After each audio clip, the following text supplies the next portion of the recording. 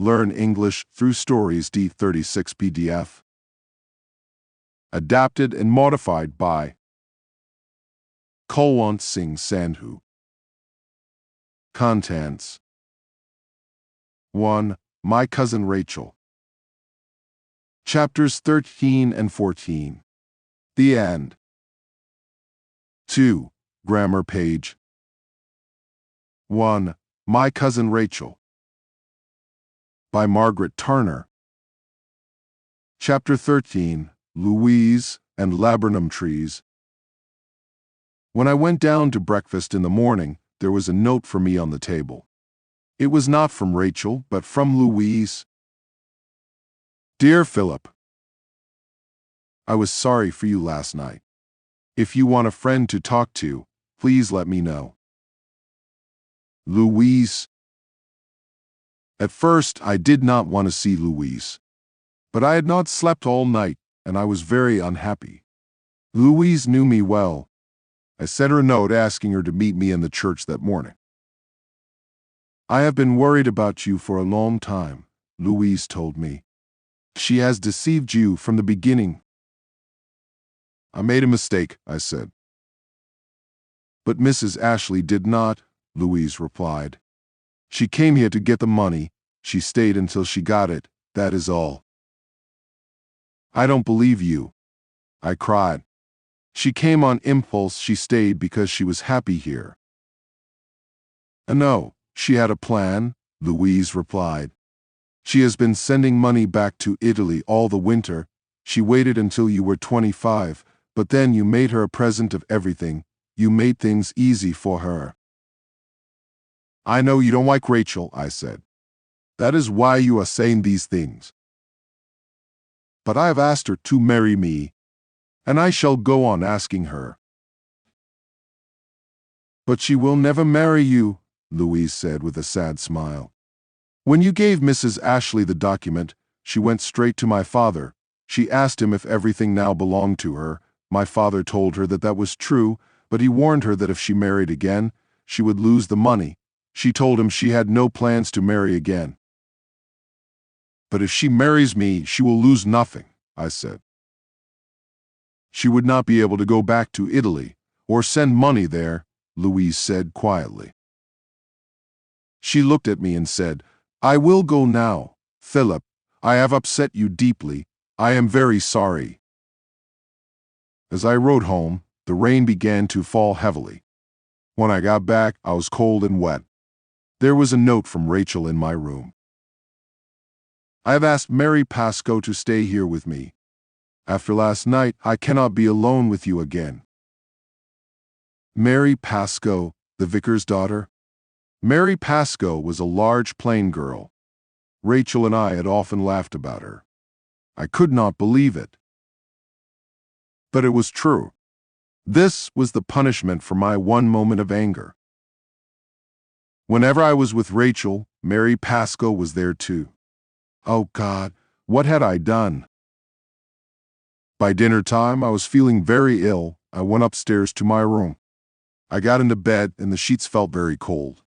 I hoped that Rachel would come to me, but she did not. In the morning, I tried to dress, but I was too weak. My neck was stiff, and there was a terrible pain in my head. When I called for Sikum, he took one look at me and hurried out of the room. Then my cousin Rachel was there, her face very white. I will not hurt you, Rachel, I said. Please send Mary Pascoe home. Don't talk now, lie still, Rachel answered. Then the room was dark. The doctor came. I was hot, then cold. I called for Rachel and she held my hand. I am with you, she said. I closed my eyes. When I awoke, the room was full of light and warmth. How long had I been asleep? Rachel was sitting near my bed. I put my hand to my face. I have grown a beard, I said. I began to laugh. At once, Rachel was holding a glass to my lips. She made me drink the bitter liquid. Have you sent Mary Pascoe away? I asked. Rachel looked surprised. She went away 5 weeks ago, she answered. You have been so ill that you nearly died. The doctors could not help you. Your strength and my medicine saved you. I lay there, with her hand in mine. I could not speak. 5 weeks had passed, and I could remember nothing. Only that Rachel and I had been married on the day before my birthday. We had kept our marriage a secret. But in 2 months' time, Rachel would be out of mourning, and we would be able to tell everyone. I was very weak for a long time. But the weather was good, and I was soon able to go into the garden. The workmen had been busy for many months. They had dug out the ground to make the sunken water garden. It was very deep, but it was not yet finished. Yellow flowers hung on the laburnum trees that Rachel had planted. I remembered the laburnum tree at the Villa Sangaletti and the green, poisonous seeds lying under it. That evening, as Rachel and I were drinking our tisana, I said, I heard something strange today. Sikum told me you were going back to Florence. I thought you had sold the villa. Oh no, I have enough money to keep it now. I shall probably stay there for the winter. Perhaps you could visit me in the spring. Visit you? I repeated. But a husband should be with his wife always. Rachel sat very still. Your wife? Oh, God, Philip, she whispered. What do you mean? We are not married. But we are, I said. I remember clearly, but as I spoke, the pain returned to my head. I suddenly knew that our marriage was a dream. Why didn't you let me die? I cried.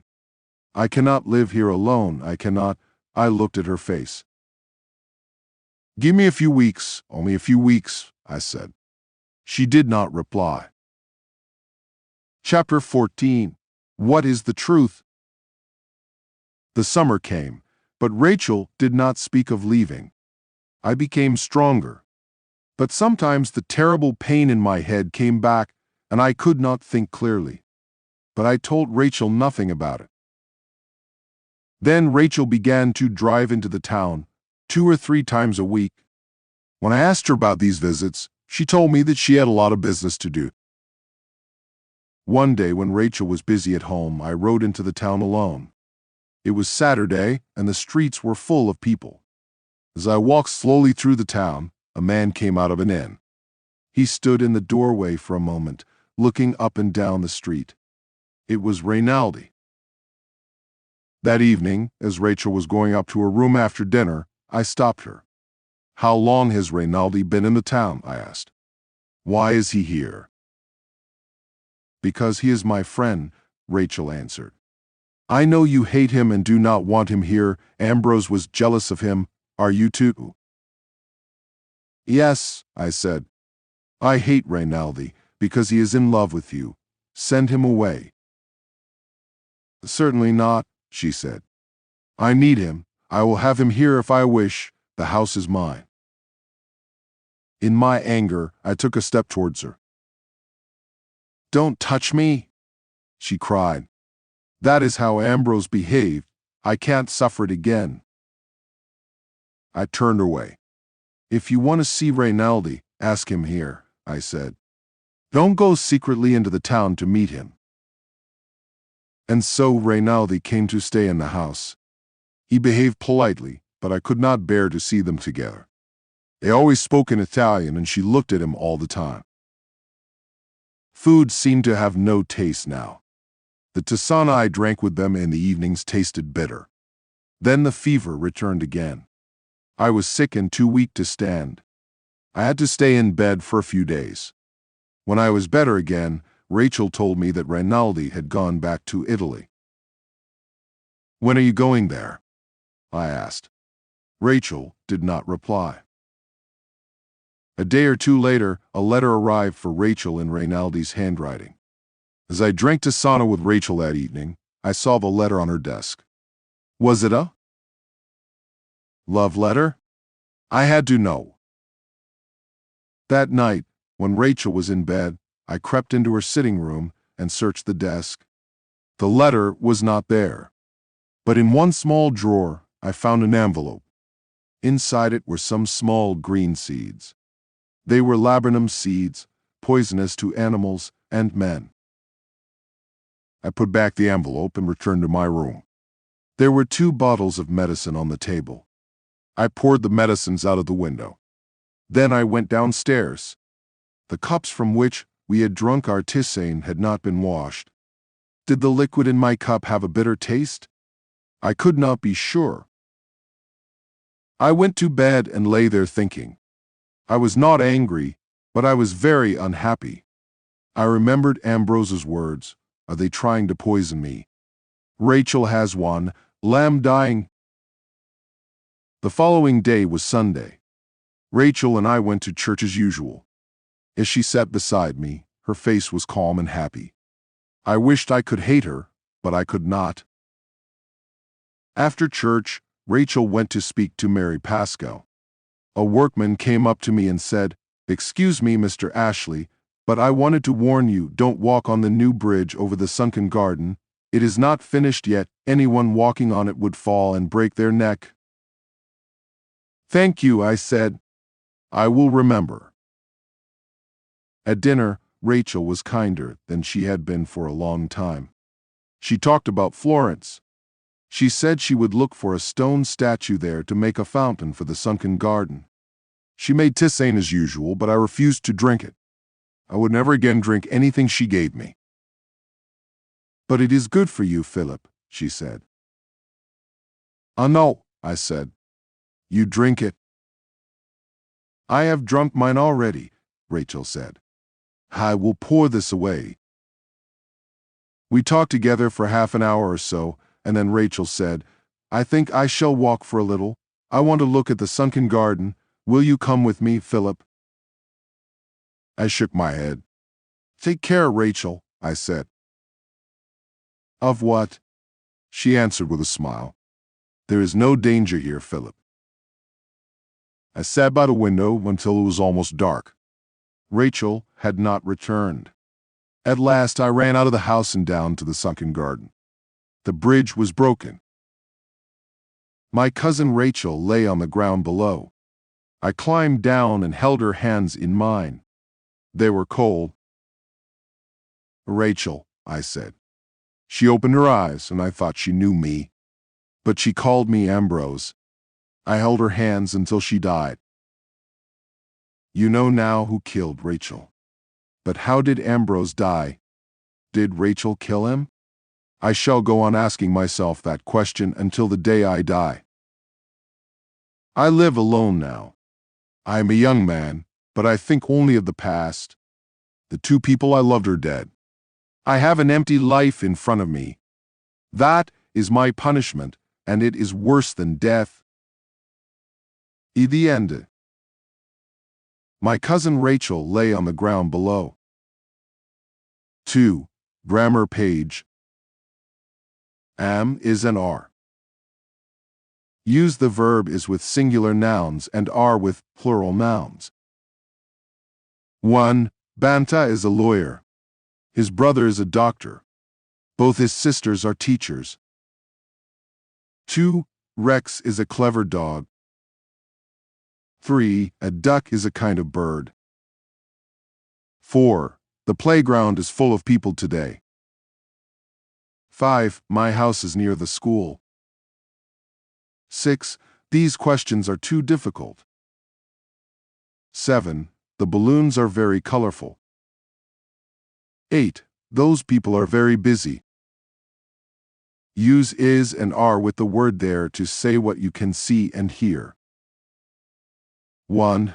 There is a fence around the school.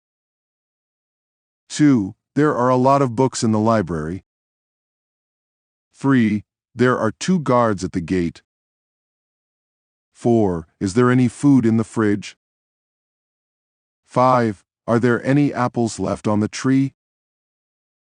6. How much rice is there? 7. There are a few sharks in the bay. 8. There are enough candies for everyone, aren't there? 9. There are 2 pigeons on the roof.